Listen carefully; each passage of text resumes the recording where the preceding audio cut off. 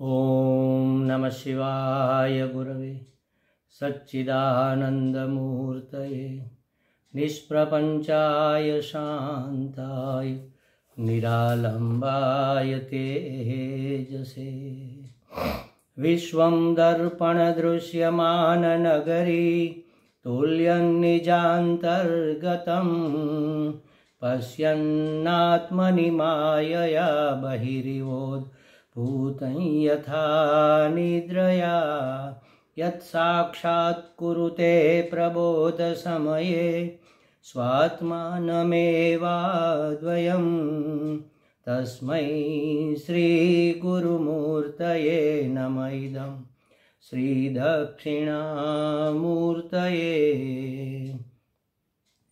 जन्माद्यस्य यतोऽन्वयादितरतश्चार्थेष्वभिघ्नस्वराट् तेने ब्रह्महृदाय आदिकवये मुह्यन्ति यत् सूरयः तेजो वारिमृदां यथा विनिमयो यत्र त्रिसर्गो मृषा धाम्ना स्वेन सदा निरस्तकुहकं सत्यं परं धीमहि सच्चिदानन्दरूपाय विश्वोत्पत्त्यादिहेतवे तापत्रयविनाशाय श्रीकृष्णाय वयं नुमः। श्रीकृष्णाय वासुदेवाय हरये परमात्मने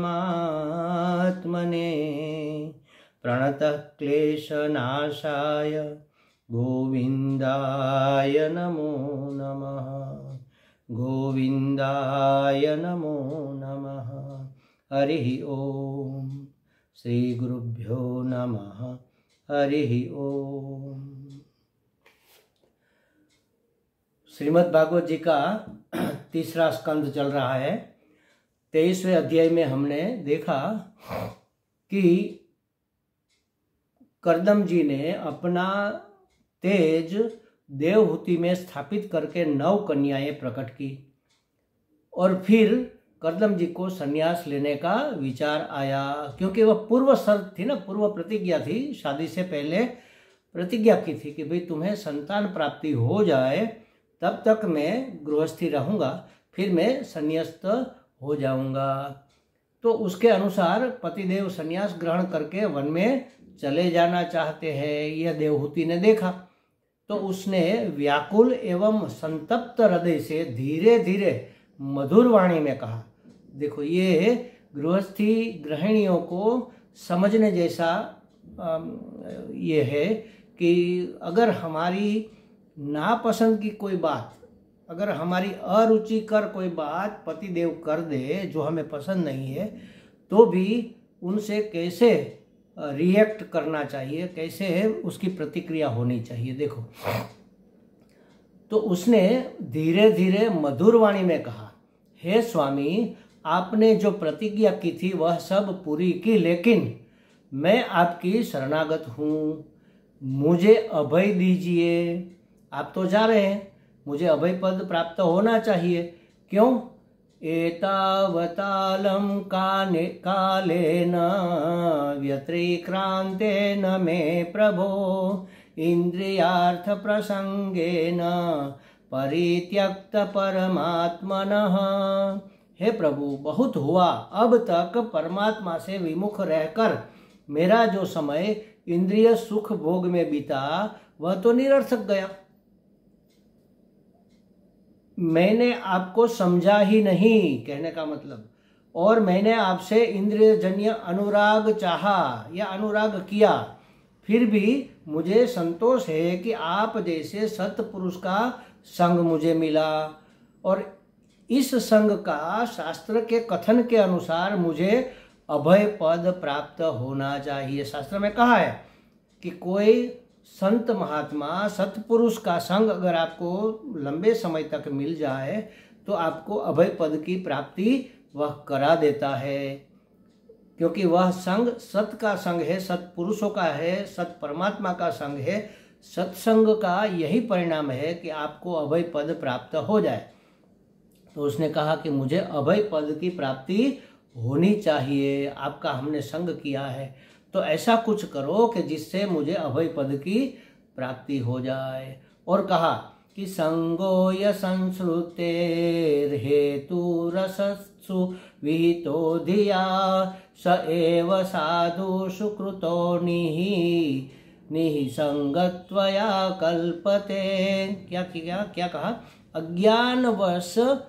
अज्ञानी असत पुरुषों से किया हुआ संग संसार का बंधन होता है, लेकिन गलती से भी, भूल से भी संग सत्पुरुषों का किया जाए तो वह असंगता प्रदान करके मुक्ति देता है। नेह यत्कर्म धर्माय न विरागाय कल्पते न तीर्थम पद सेवाय जीवन्नपि मृतो ही सह। देखो, वैराग्य उत्पन्न होता है और न भगवान की सेवा में ही संपन्न किया जाता है। ऐसे कर्मों से क्या फायदा, वह कर्म तो व्यर्थ है। वैसे कर्मों का करने वाला जीते जी मुर्दे के समान है, और मैं जीते जी मुर्दा सिद्ध होना नहीं चाहती। आपका संग मिला है तो मुझे अभय पद मिलना चाहिए। साहम भगवतो नूनम वंचिता मायया दृढ़म यत्वां विमुक्तिदं प्राप्य न मुमुक्षेय बंधनात्। अवश्य ही मैं भी भगवान की माया से बहुत ठगी गई हूँ, वरना मैं ऐसी भूल कैसे करती। जो आप जैसे मुक्तिदाता पति को पाकर भी मैंने न मुमुक्षे, संसार बंधन से मुक्त होने का उपाय नहीं पूछा, इच्छा नहीं की, तो आप मुझे मुक्ति प्रदान करने का कोई उपाय कीजिए। मुझे अभय में प्रतिष्ठित, अभय पद में, अभय पद माने परमात्मा पद, उसमें प्रतिष्ठित करने का कोई उपाय कीजिए, फिर आप संन्यास के लिए जा सकते हैं। इतना तो मेरे लिए कर दो, क्योंकि मैंने तो व्यर्थ समय गवाया। भूल तो मेरी है, लेकिन फिर भी मैं आपकी शरणागत हूँ, और आपका धर्म है कि अपने शरणागत की रक्षा करना। तो मुझे अभय पद चाहिए, मेरे अभय पद को आप प्राप्त करा दीजिए।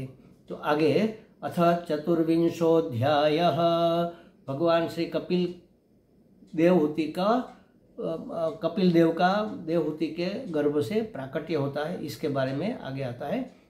क्योंकि देवहूति ने मोक्ष मांगा, अभय पद मांगा, तो उसे याद आ गया कि भगवान ने वचन दिया था कि मैं तुम्हारे यहाँ प्रकट होऊंगा। अगर भगवान प्रकट हो गए तो वही इसका उपाय करेंगे, इसका उद्धार करेंगे, इसका उपदेश देकर मोक्ष तक इसको पहुंचाएंगे। तो मैत्रेय जी कहते हैं कि हे विदुर जी, देवहूति ने जब ऐसी वैराग्य युक्त बातें की, तब कृपालु कर्दम जी ने श्री भगवान विष्णु का कथन याद किया, स्मरण किया। उन्होंने कहा कि हे राजकुमारी, तुम इस प्रकार माँ खेद मत करो।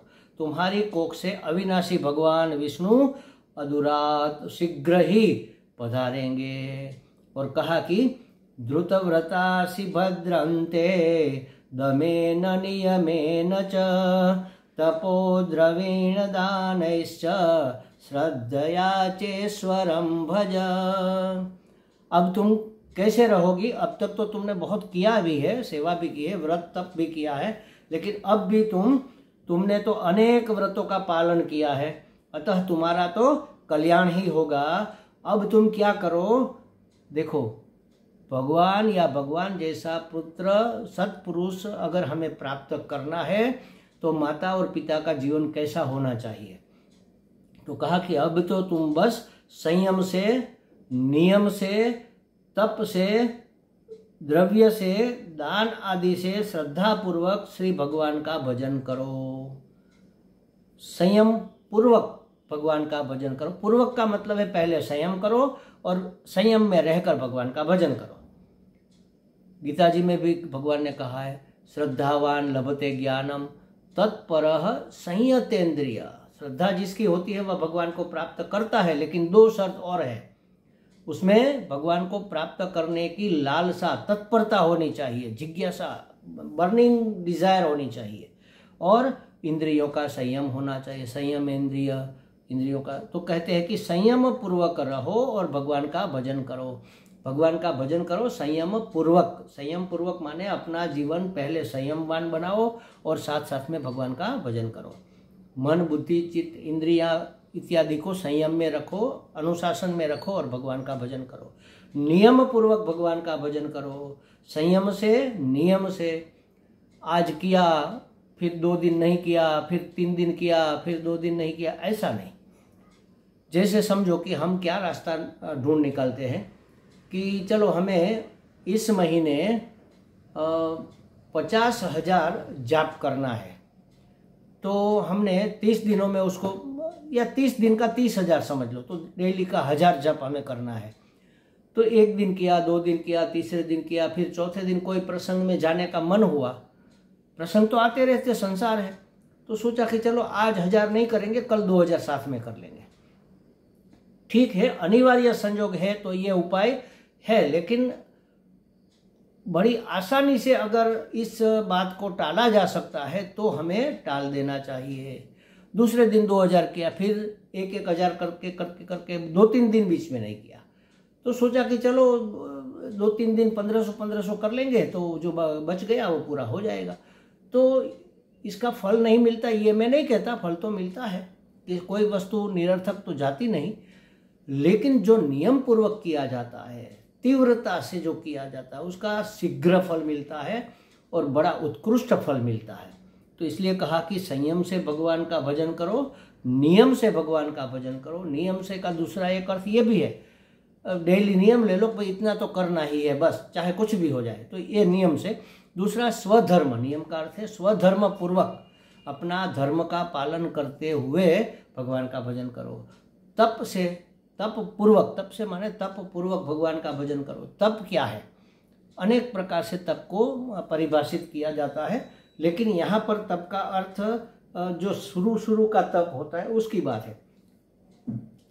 तप 3 प्रकार से होता है शुरू में, मन का तप, वाणी का तप और शरीर का तप। गीता जी के 17वें अध्याय में शायद 16, 17, 18 ऐसे कुछ श्लोक है। मन, वाणी और काया का तप किसको कहते हैं? काया का तप है हमारे बुजुर्गों की सेवा करना, शरीर को स्वस्थ रखना, शरीर को स्थिर और निश्चल रखना, ये है काया का तप। मन का तप है मन में सद्भाव बनाए रखना, दैवी संपत्ति का अर्जन करना, आसुरी संपत्ति का निरासन करना, यह है मन का तप। और वाणी का तप माने आदर पूर्वक मृदु और सत्य वचन बोलना, हितकर वचन बोलना, प्रिय वचन बोलना, यह है वाणी का। कठोर भाषा का इस्तेमाल न करना, यह है वाणी का तप। तो ऐसा तप करने के बाद फिर मन को संयमित करना, ये भी तप है। फिर साक्षी भाव में रहना, ये भी तप है। फिर परोक्ष ज्ञान की प्राप्ति श्रवण द्वारा करना, बैठकर ज्ञानमय तप, ये भी तप है। फिर चिंतन करना, ये भी ज्ञानमय तप है। फिर निधिध्यासन करना, ये भी तप है। तो ये सब तप है। तो तप पूर्वक परमात्मा का आराधन करो, परमात्मा की साधना, परमात्मा का इस व्रत का पालन करते हुए परमात्मा की पूजा करो, परमात्मा का भजन करो। द्रव्य से भी करो, द्रव्य हमारे पास धन दौलत है तो वह किसी की सहायता, जनता जनार्दन है तो जिसको जरूरत है उसकी मदद कर दिया करो, इस तरह से करो। द्रव्य का खर्च भगवान के कार्य में लगाओ, भोग के विषयों को अर्जित करने में नहीं, और त्याग पूर्वक उसका दान इत्यादि से भगवान का भजन करो। जिसको जरूरत है उसको दान दो, धन का दान दो, अन्न का दान दो, दवाइयों औषधियों का दान दो, सहानुभूति का दान दो, कुछ नहीं है तो सहानुभूति दो, और ज्ञान है तो ज्ञान दान दो, जो सबसे श्रेष्ठ है। ये सब श्रद्धा से भगवान का भजन करो। ये सब के साथ श्रद्धा तो पहले ही होनी चाहिए। श्रद्धावान भजते, श्रद्धावान लभते ज्ञानम, श्रद्धावान को ही भगवान की प्राप्ति होती है, ज्ञान स्वरूप परमात्मा की प्राप्ति होती है। इस प्रकार के आराधन से श्री हरि तुम्हारे उदर में अवतीर्ण होकर मेरा यश बढ़ाएंगे। मेरे पुत्र होंगे तो मेरा भी यश तो बढ़ेगा और तुम्हारे उदर में वह प्रकट होंगे। इस प्रकार से जीवन जीने से। और चित्ताते हृदय ग्रंथिम औदर्यो ब्रह्म भावनः, बहुत सुंदर बात यह है कि ब्रह्म भाव, ब्रह्म ज्ञान का उपदेश करके वही भगवान तुम्हारी अहंकारमयी हृदयादि ग्रंथि का छेदन करेंगे। हृदय ग्रंथि का, अहंकार ग्रंथि का, परिच्छिन्नता रूप हमारी जो ग्रंथि है उसका छेदन करके हमें मुक्त करेंगे। इस प्रकार से अगर तुम भजन करोगी तो भगवान आएंगे और तुम्हारे अज्ञान का आवरण हटाकर तुम्हें मुक्त कर देंगे, अभय में अवस्थित कर देंगे। तब पति की आज्ञा मानकर देवहूति जी श्री भगवान आराधन करने लगी। पहले भी करती थी लेकिन अब नियम पूर्वक, तप पूर्वक ये आराधन करने लगी। और तस्याम बहुतिथे काले भगवान मधुसूदनः कर्दमं वीर्यमापन्नः जिघ्नेऽग्निरिव दारुणी। इस प्रकार बहुत समय बीत जाने पर श्री भगवान मधुसूदन कर्दम जी के तेज का आश्रय करके उस देवहूति के गर्भ में इस प्रकार प्रकट हुए जैसे काष्ठ में से अग्नि प्रकट होता है। काष्ठ में अग्नि रहा हुआ ही होता है लेकिन मर्दन करने से उसमें से प्रकट हो जाता है। तो जैसे लकड़ी में अग्नि प्रकट होती है उसी प्रकार उससे भगवान वहाँ तो थे ही, वो प्रकट हो गए। और तब दिशाओं में आनंद छा गया, जलाशय निर्मल हो गए, सभी जीवों के मन में प्रसन्नता व्याप्त हो गई। और तब स्वराट माने स्वतः सिद्ध ज्ञान संपन्न अजन्मा ब्रह्मा जी को मालूम हो गया कि साक्षात विष्णु भगवान सांख्य शास्त्र का विशेष रूप से उपदेश करने के लिए अपने शुद्ध सत्वमय अंश से अवतीर्ण हुए हैं। कपिल भगवान का जन्म हो गया। बोलिए कपिल भगवान की जय। और तब ब्रह्मा जी अपनी प्रसन्नता प्रकट करते हुए कर्दम जी से ब्रह्मा जी ने कहा कि तुमने हमारी आज्ञा का निष्कपट पालन किया। उसके पिता है ना, पिता ने कहा था कि अपनी संतान उत्पन्न करो, तो तुमने ये हमारी आज्ञा का निष्कपट होकर निर्दोष भाव से पालन किया। अतः तुम्हारी बेटियों से जो सृष्टि बढ़ेगी यह भी हमारी आज्ञा का पालन ही है। फिर ब्रह्मा जी ने देवी देवहूति से कहा कि पद्म मुद्रा पदाम्बुज भगवान कपिल ज्ञान विज्ञान योगेन कर्मणा मुद्धरन जटाहा। शास्त्रोक्त ज्ञान और अपरोक्ष अनुभूति रूप विज्ञान द्वारा कर्मों की वासनाओं का मूलोच्छेदन करने के लिए वे कैटभ मर्दन भगवान तेरी कोख से प्रकट होकर स्वस्वरूप के अज्ञान रूप अविद्या जनित मोह का, अविवेक की ग्रंथियों को काट कर पृथ्वी में स्वच्छंद विचरण करेंगे। भगवान प्रकट होंगे और अज्ञान का नाश करके सभी ज्ञान का प्रसार करेंगे और इस तरह से वह रहेंगे। और लोके कपिल इत्य सांख्या, लोकों में कपिल भगवान के नाम से वह विख्यात होंगे। देखो सांख्य की प्रणाली दो प्रकार की है। भगवान तो प्रकट हो गए लेकिन हमारे यहाँ सांख्य की दो प्रकार की प्रणाली है। एक है शेश्वर और दूसरा है निरीश्वर। शेश्वर माने जो ईश्वर में मानता है और दूसरा है जो ईश्वर में नहीं मानता है। यहाँ कपिल भगवान शेश्वर ईश्वर की बात है क्योंकि वह भक्ति का भी उपदेश देते हैं। यहाँ श्रीमद् भागवत जी में शेश्वर सांख्य, ईश्वर के सहित का सांख्य का निरूपण करने वाले कपिल साक्षात श्री भगवान के अवतार ही है। और अपने सांख्य शास्त्र में वे भगवत ध्यान की, भगवत भक्ति की पद्धति हमें बताएंगे। तो फिर कर्दम जी ने ब्रह्मा जी की आज्ञा के अनुसार अपनी कन्याओं का विधि पूर्वक विवाह कर दिया क्योंकि वह पिता की जिम्मेवारी है, ऐसे ही छोड़कर नहीं जा सकते। अभय में प्रतिष्ठित करना है देवहूति को, तो ये तो भय रहता है ना, करे मेरी कन्याओं का क्या होगा, कहाँ विवाह होगा, कैसा हम वर ढूंढेंगे, उसके योग्य होगा कि नहीं होगा। उसकी चिंता का निवारण करने के लिए ब्रह्मा जी ने कृपा कर दी। उसके 10 बेटे हुए थे मानस पुत्र, उसमें से नारद जी को छोड़कर बाकी 9 बेटों के साथ कर्दम जी की 9 बेटियों का विवाह कर दिया। तो विधि पूर्वक विवाह कर दिया। उन्होंने कला नाम की पुत्री का मरीचि ऋषि के साथ विवाह किया, अनसुया अत्रि को दे दी, श्रद्धा अंगिरा ऋषि को ब्याह दी गई। हवीरभू जो कन्या है उसको पुलत्स्य को दे दिया। गति पुलह को क्रिया क्रतु को गति नाम की कन्या पुलह को दे दी। क्रिया है वह क्रतु ऋषि को दे दी। ख्याति भृगु ऋषि को दे दी गई। अरुंधति वशिष्ठ के साथ ब्याह दी गई और शांति नाम की पुत्री अथर्वा ऋषि को समर्पित कर दी गई। इस तरह से 9 कन्या का विवाह हो गया। अब कर्दम जी निश्चिंत हो गए क्योंकि देवहूति के गर्भ में भगवान आ गए, प्रकट हो गए और कन्याओं का विवाह भी हो गया। तो जब भगवान का अवतरण हो गया तो कर्दम जी एकांत में उनके पास गए। जब थोड़े बड़े हुए, समझदार हो गए भगवान, तब कर्दम जी अपने पुत्र के पास गए। वो जानते थे ये तो भगवान का अवतार है। और वहाँ जाकर विविक्त उपसंगम्य भगवान के समीप गए। क्यों? क्योंकि तत्व ज्ञान प्राप्त करने के लिए भी भीड़ भरा स्थान उचित नहीं होता। इसलिए कहा कि देखो, कर्दम जी एकांत में उसके पास, विविक्त उपसंगम्य, एकांत में उसके पास गए। तो तत्व ज्ञान की बातें तो भीड़ भरे स्थान में नहीं की जाती, एकांत में ही की जाती है, तभी वह ग्रहण होती है, वरना इतनी कठिन बातें ग्रहण कहाँ होती है। इसीलिए तो ब्राह्म मुहूर्त का बहुत ज़्यादा महत्व है, क्योंकि इस समय हमारे मन में ज़्यादा विचारों की, काम की भीड़ भाड़ नहीं होती। तो कपिल भगवान ने प्रणाम करके कर्दम जी से कहा, कपिल भगवान से प्रणाम करके कर्दम जी ने कहा, बहुजन्म विपक्वेन सम्यग् योग समाधिना द्रष्टुम यतन्ते यतयः शून्यागारेषु यत्पदं स एव भगवान् अद्य हेलनं न गणय्यनः गृहेषु जातो ग्राम्याणां यस्वानां पक्षपोषणः।